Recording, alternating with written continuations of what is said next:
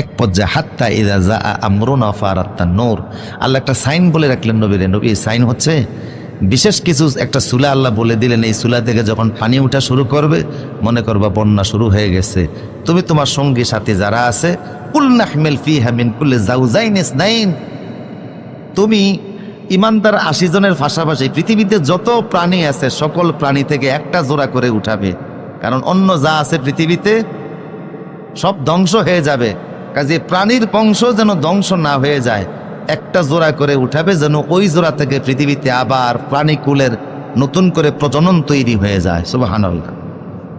আর মানুষের মধ্য থেকে যারা ঈমান আনছে শুধু তারা, এর বাইরে কেউ উঠতে পারবে না, শুধু টিকিট যারা নিয়েছে লা ইলাহা ইল্লাল্লাহ ওয়া হালাকা ইল্লা মান সাওয়াকা আলাইহিল কাউল, ঈমানদার ব্যতীত যারা আছে সব ধ্বংস হয়ে যাবে। নহরে আমার প্রিয় সদীর নৌকা বানাইলেন, ঈমানদারদেরকে উঠাইলেন, সারা পৃথিবীতে এত বন্যা হলো, এত পানি হলো, পাহাড়ের উপরে পর্যন্ত পানির স্রোত চলে গেল, পৃথিবীর সব জায়গায় পানি চলে আসলো।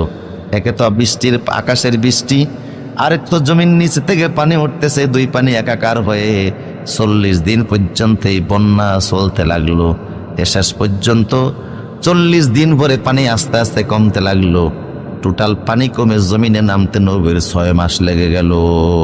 আল্লাহু আকবার।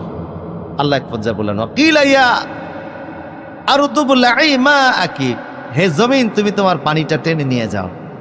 ওয়া সামা ইয়াকলিই ওয়াকিদাল মা, আসমানকে বললেন তুমিও পানি টানো। আসমানও পানি টানতেছে, বাষ্পীয় আকারে পানি আকাশে উঠতেছে, আকাশে ওইটা মেঘ হয়ে গেছে, জমিন পানি টেনে নিয়ে গেছে, মাটির নিচে পানি চলে গেছে, একেবারে জমিনকে শুকনা আগের মতো আল্লাহ পাক পরিবেশ দেয়া দিলেন। এই জমিন এখন এমন জমিন হয়ে গেল, ইমানদার যদিও 80 জন, কিন্তু কোনো কাফেরের অস্তিত্ব আর জমিনে নেই।